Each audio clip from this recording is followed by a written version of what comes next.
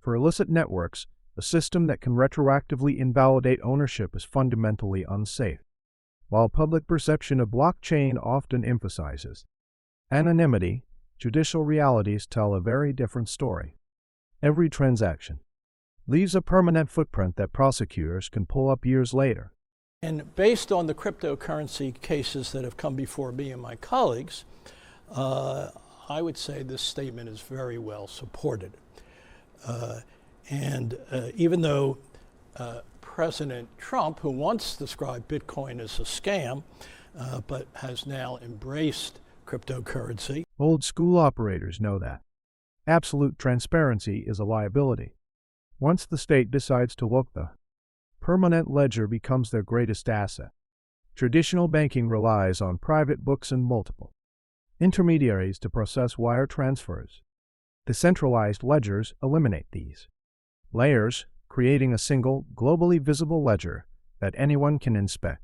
You would rely on a private bank to open their books and add a ledger entry that debits you and credits the person you're paying.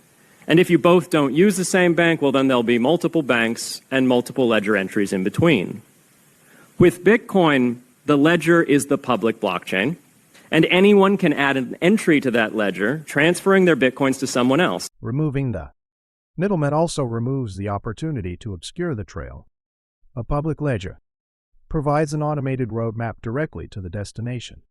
Modern secure payment tools often expose themselves by flaunting their newly acquired digital wealth. Their ostentatious displays make them immediate targets for law enforcement agencies. $20,000 for that outfit? Yeah. It almost seems like this is like a rich person's costume, right? This is Halloween and he's playing the rich guy. It's such a display, isn't it? Cryptocurrency is an absolute game changer in terms of what these young individuals could. Legacy money launderers understood the value of absolute silence. Flashy spending on tracked networks is a guaranteed way to trigger an investigation. Physical banknotes have evolved to be highly durable, but their core function remains that of a private, untraceable receipt of value. But if you look closer, you can see that all this actually is the Bank of England promising that they will pay the bearer of this note £10. Really, this is just a receipt, a kind of proof that you own a certain amount of money. But as technology has improved even further, we found even more convenient ways of storing and trading our stuff. We're now in what I would call stage 4, where more people than ever are buying things online and using credit cards. Paper money leaves no digital. Despite claims of perfect privacy, state actors have spent years building highly advanced monitoring systems. Blockchains are not untraceable. They are simply pseudonymous. Beyond the fact that nobody knows who created it and nobody knows really how it all... And that's the criticism, that the regulators ultimately are going to step in and say, you know what, we can't track this currency. It's being used on places like Silk Road, which just got shut down for illicit goods. Because you can't track it, it makes it actually more attractive for that part. So you can actually track it. It's pseudonymous. Regulators are highly effective at tracking these digital flows. The moment capital moves, a permanent, auditable record is generated. As major institutions and governments move to integrate digital assets, they are imposing strict compliance standards on the entire system.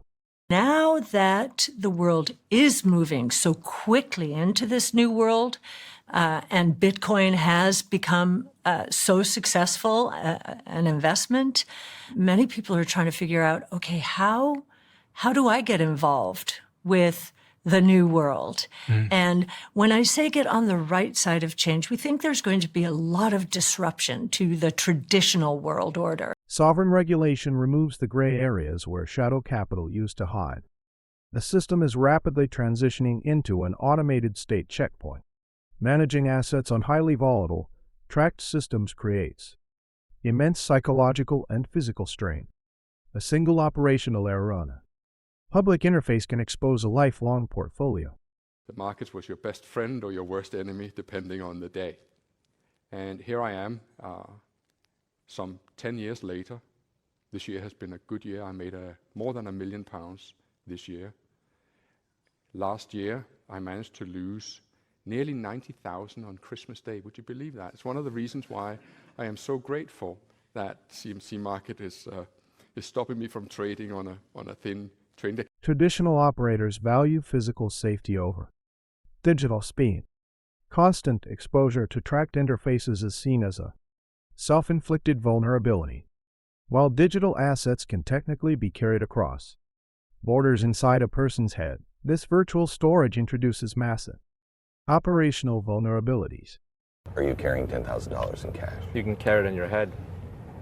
So what Bitcoin does is Bitcoin essentially says that money and speech are the same thing. And let me give you an example. A Swiss bank account, if I know the number and I know the password to that, that is money. That is as good as money, and I can cross borders with it. So they obviously can't stop you from crossing the border with money if you have a bank account somewhere remotely. Think of Bitcoin as a bank account in the cloud, and it's completely decentralized, not the Swiss government. If a password can be compromised, entire fortunes can be seized instantly. Legacy networks still prefer physical custody in neutral jurisdictions. The collapse of major digital exchanges has highlighted the extreme risks of relying on unbacked, modern custodial systems. But what I found was a story that left people broken. It felt like everything I worked up to this point in my life has been swept away. And my biggest fear, that this is not over. Some people think this story begins and ends with Sam Bankman-Fried, but that's wrong. It is doomed to repeat itself. When an exchange goes under, assets disappear into bankruptcy courts. It is a harsh lesson in wild school. Operators avoid unregulated middlemen. Many digital platforms are highly centralized, meaning that third-party operators have the power to lock wallets and freeze funds. That is butterflies in your stomach. When you go to scan the barcode, and you're like, yeah, you guys are laughing, that nervous laugh. Any system that can freeze assets remotely is useless to a shadow network. True, control requires physical possession. Despite the rise of alternative decentralized platforms, the global economy remains heavily dependent on traditional, state-issued fiat. I don't really think the money system that's going on right now is good. So I want Bitcoin to be the money system. I think that's going to take a while, but I just hope that the money system from now, the dollar, euro, whatever, is just going away. Legacy fiat networks are too deeply integrated into daily commerce to disappear overnight. Real-world business still runs on paper and plastic. Moving high-value capital quietly requires a stable medium. The massive price swings of speculative digital assets draw too much unnecessary attention. It felt good during that time, didn't it? Everybody was like, we're making money. We've got all this extra stuff. But what actually happened is we bought things at overpriced assets, and now we're left with assets that are underpriced. The opposite happens in this market. And so right now is the time, I think, to put up your little spidey sense and start saying, well, everybody else is panicking. Where can I start to make some smart moves? Speculative hype is a magnet for regulatory scrutiny.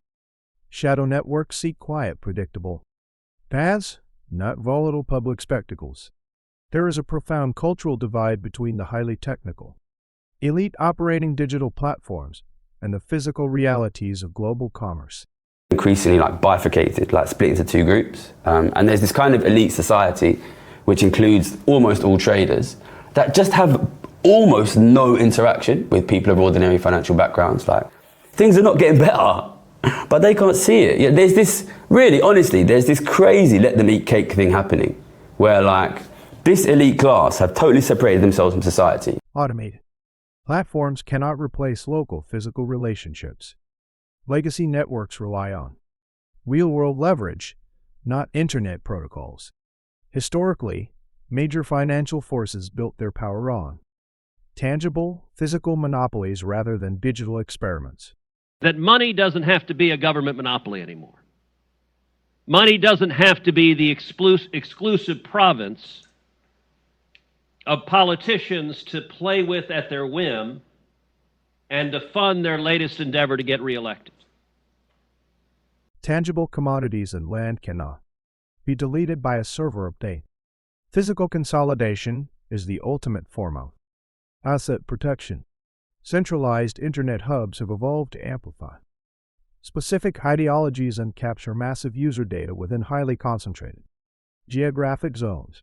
But I think the fundamental thing was that Twitter was amplifying, I would say, a pretty far left by most people's standards in the world's ideology because of where it was based in San Francisco. Using platforms designed to monitor, catalog, and amplify user data is a severe security risk for any covert operation.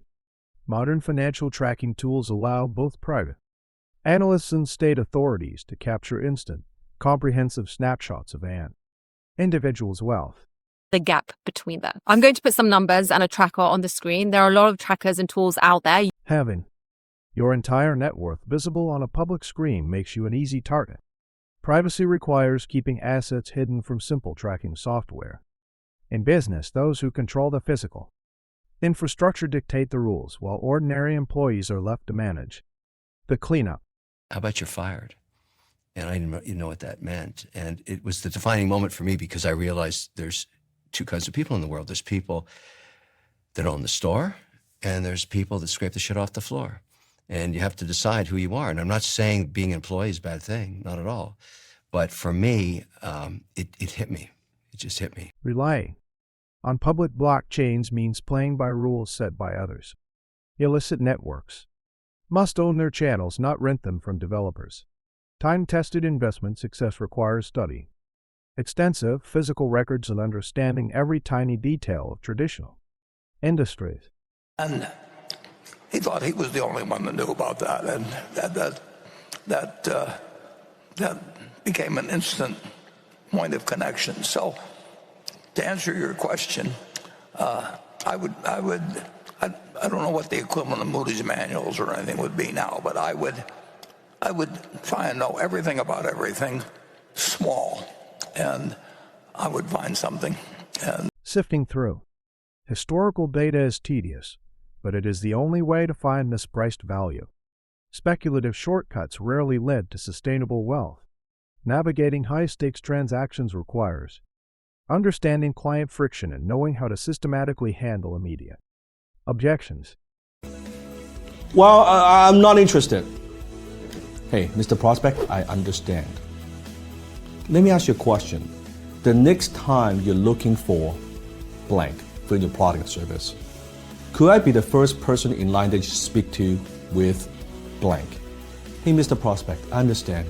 Can I ask you a question? Handling human friction with tactical diplomacy is an essential skill. No automated smart contract can navigate complex human negotiations. Legislative bodies have authorized aggressive, state-level interventions to systematically dismantle the financial networks of hostile international actors. To have been attacking and killing us for over 47 years, specifically attacking us over 350 times in the 30 months prior to Operation Epic Fury. Under senile Joe Biden, my colleagues over here voted to say use any and all means to prevent Iran from obtaining a nuclear weapon. So I want to thank you for bringing the heat to Iran. When governments coordinate to block financial corridors, transparent digital assets are always the first to be seized. Central banks and regulatory agencies have spent decades building highly integrated systems to monitor large-scale capital flows. I would guess that in the last few decades, the phrases Federal Reserve System and financial inclusion were not often used in the same sentence. But recent events make it quite appropriate to hold a 3-day conference to discuss how central banks can help achieve a more inclusive economy and financial system. Modern tracking systems lead. The integration of digital assets into Wall Street has brought immense liquidity, but it has also subjected the entire market to strict regulatory oversight. The Qs have taken in money all 3 of those days on that side of the screen. So there has been some appetite to come in and buy this weakness, Romaine, but it'll be fascinating to see what these lines look like come Monday in the midst of this 4% decline in the NASDAQ 100, whether or not this is a dip, a decline that's actually being bought. Institutional adoption forces digital assets into the light, shadow Operations cannot function in a market dominated by SEC-compliant funds. Sharp market corrections expose the fragility of speculative assets, leaving behind a permanent digital record of massive losses. Some think the bottom may not, maybe lower. Bitcoin closed at 60,000. Yeah, we hope it's bottoming out. It may not be bottoming out. We're going to go back down to the 40s. Buy, baby, buy. Buy and hold. Catch that falling knife, as they say. It's interesting how this is going to be weird, because it's like, does the tech productivity shift to other sectors? A permanent public record of once highly publicized speculative bubbles burst. The remaining participants are left completely exposed to forensic analysis. And the fact is kind of playing out. People are still waiting for this this mystery alt season that's coming. And Bell and I have been saying this for years. It ain't coming, man. All right. It was a bubble. It was a bubble. When a bubble bursts, you move on to whatever the next thing is. When the hype vanishes, the transaction logs remain. Security requires staying entirely outside the speculative spotlight. When security is paramount, the most effective transactions are those that are discussed and executed entirely offline. $100. Everyday Americans can't afford these sports. Well, I know, but they can watch it on television. It's sort of semi-free to watch it on television, but that's the way life goes. Moving operations to public, internet-connected networks is an unnecessary risk. Privacy is found in offline, localized networks. Utilizing automated bots and digital wallets can increase speed, but it also creates a highly predictable algorithmic trail.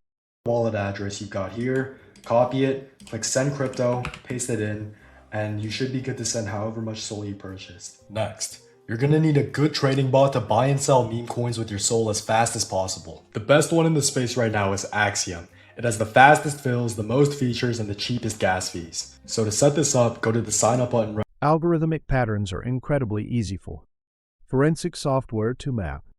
True confidentiality requires human irregularity.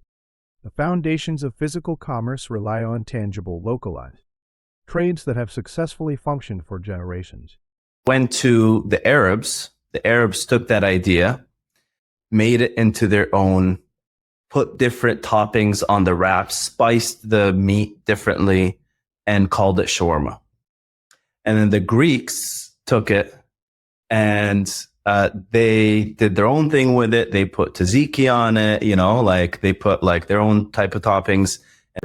Localized physical commerce offers a level of confidentiality that no digital ledger can match. Old school trade remains untraceable. Rather than pioneering volatile new paths, successful operators often duplicate quiet, historically proven financial structures. It is an advantage to look at something that already exists and say, can another one of those exist, for example, or can I take what's there and tweak it a little bit? So there's something peculiar in the human psyche, maybe going back into our history and our ancestral evolution, where humans look down upon cloning. Copying established, Wall Street often utilizes highly complex investment products that even their creators do not fully understand. Wall Street is filled with genuinely complex investment products. Classically, it's filled with some things that the people who created it don't quite understand how it works. So that's the bad news. So when people say, wow, this is really complex, they're absolutely right, it is. The good news is you can sweep all of that off and onto the floor because you don't need any of it.